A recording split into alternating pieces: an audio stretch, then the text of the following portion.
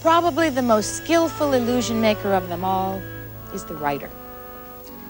The writer starts with a blank piece of paper, a typewriter, a germ of an idea, and the nerve to think that someone else might be interested in reading the product of his imagination. Marjorie. A nice little short story.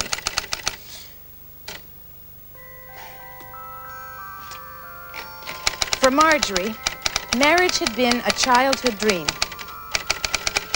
And now, with her mother crying softly in the front row and her beloved Jack standing proudly beside her, Marjorie's childhood dream was about to become fulfilled. How the world can change. It can change like that, due to one little word, married. See a castle rise from a two-room flat, due to one little word, married. And the old despair that was always there suddenly ceases to be. You awake one day, look around and say, somebody wonderful married me. Dearly beloved, we are gathered together here in the sight of God. Love, cherish, honor, and obey. Oh, yes, I will do all those things. And Jack will do all those things. And we will live in the shelter of one another's arms for the rest of our lives, and maybe even beyond that. Will you, yes, oh, I will take this man for better and for better. I do. I do. I do. I do, said Marjorie, and the lawyer frowned. Well, said the lawyer, in addition to the joint bank accounts and the things you came in with, I suppose you'll be wanting all the furnishings, too. I do. I'll have the furnishings, and I'll have the dog and the cat. I'll have the apartment and the car. In fact, I'll have every single thing that Jack and I own together divided right straight down the middle. I'd also like to divide his new girlfriend right down the middle, too. I suppose that would be considered an act of hostility, wouldn't it? Oh, no, hostility has no place in my new life. Murder? Yes. Hostility? Never. And Marjorie left the lawyer's office a free woman. Freedom. Freedom. Freedom, as the man said in the song, is just another word for nothing left to lose. But to Marjorie, it was a cold fear and a warm promise all rolled into one. Sometimes I wonder where I've been, who I am. Do I fit in? Make-believing is hard alone, out here on my own. That one little word, divorce, it's like a verbal magnet. You say it once in the open air and you attract every kook, every creep, every con man, every knee grabber, every ear blower, every open-shirted, gold-chained, post-pubescent, polyester prince of passion within a 50-mile radius. Every friend of a friend of a friend of a friend. The dentist who admires your bicuspids. The married man whose wife doesn't understand him. The married man whose wife does understand him. All the tired, the poor, the corny masses, yearning to lift their lamps beside your golden door. Oh, I'd be thrilled, really. I'd be absolutely delighted to have you up to my place for a nightcap. But you see, I live with these 7 dwarfs. Oh, they get so testy if I bring home a stranger. This weekend? Oh, no, I can't go away. I'd love to, but no, Saturday night I have my final session in the Best of Est. Mister, eating fruit salad off of my stomach is not my idea of a meaningful relationship. Do you really have to do all that stuff just to get back in the race? Do you? Do you? Do you know where you're going to? Do you like the things that life is showing you? Where are you going to? Do you know? Do you get what you're hoping for? When you look behind you, there's no open door. What are you hoping for? Do you know? Now let's see, what does this week look like? Monday, consciousness raising day. Tuesday, tennis doubles for young singles. Wednesday, self-expression through glass blowing. Thursday, lecture and film demonstration on the Three Stooges and their effect on Western civilization. Friday, fundraising dinner for the Friends of the Three-Toed Sloth. Saturday, afternoon, class in how to repair your own transmission. Saturday evening, final session on 1,000 things to do with lint. On the 7th day, I have my seminar on resting. Boy, if anybody knows how to fill up their time, I do. If anybody knows how to expand their horizons, I do. Anybody knows how to be happy? I do. I don't. I don't. I don't know how to be happy.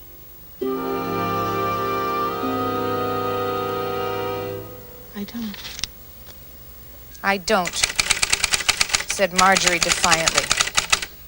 But Marjorie, said her mother, Jack was a very good husband. So he made one little mistake and ran off with a floozy. Everybody makes mistakes, dear. The important thing now is that he still loves you and he wants you back. He wants to marry you again, Marjorie. But more important than anything else, he wants to take care of you, dear. Now, isn't that everything you've always wanted? No, Mom, she said sadly. It's not. It's just not enough anymore. It's just not enough. Beyond the wall, deep down inside, there lies a truth that lies can't hide. And here I stand where hope has died. On the outside looking in, behind the gate that blocks the road. My senses scream, my dreams explode. I curse the juice that never flowed. From the outside looking in, beneath the surface waits the key to open up the world to be, a world so far denied to me. On the outside looking in, before the door I stand in vain and wait for words that might explain why I'm alone, why all this pain. On the outside looking in, what does it take to get over the rainbow, over the fear and the doubt? How do you get from the place where you are to the space on the inside? Looking out at the way that you used to behave, the errors you made in the past. Looking out at your life and the questions you had and knowing the answers at last. Looking out at the fears that were holding you back and watching them all disappear. Looking out at the world from inside of yourself and saying, thank God I am here. My faith in me, it's not a dream. I like myself, so it would seem. I will regain my self-esteem from the inside looking out. And love will come when love is due and bring me joy I never knew. It will reflect the me in you. from the inside looking out. And I will soar, and I will fly, become the moon, the earth, the sky, and I will know the reason why. From the inside looking out. Two simple words, two words that say, I will survive beyond today. Who has the power to see me through? I do, I do, I do, I do, I do, I do, I do, I do.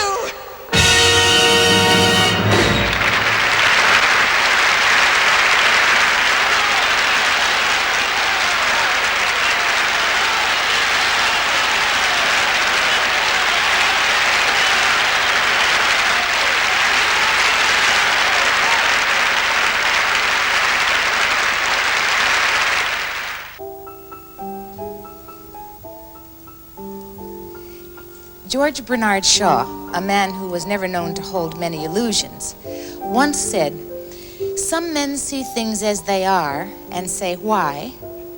I dream things that never were and say, why not?" Bobby Kennedy used those same words when he was discussing his hopes and dreams for the future of mankind. And Oscar Hammerstein and John Lennon also felt a need to express a similar sentiment.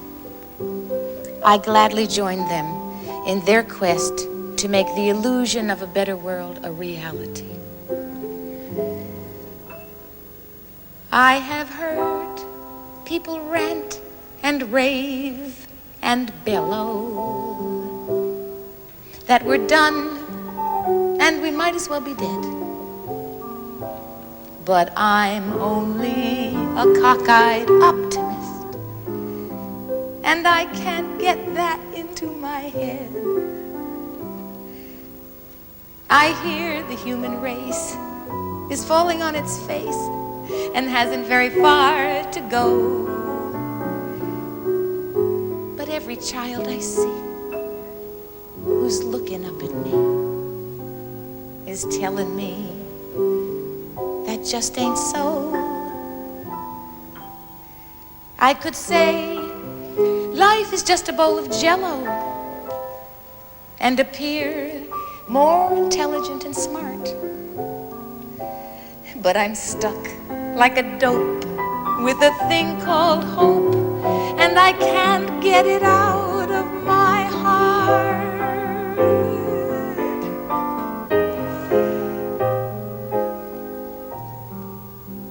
Imagine there's no countries. I wonder if you can. No need for greed or hunger. A brotherhood of man. Imagine all the people sharing all the world. Now you may say I'm a dreamer, but I'm not the only one. And I know one day it will happen, and the world will be one.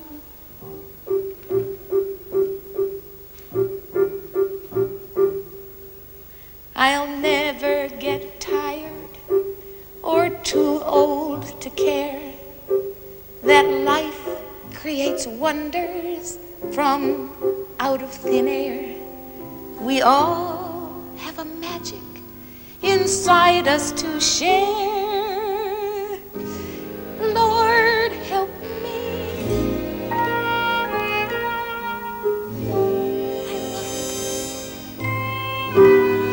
love it. I love it. I love it.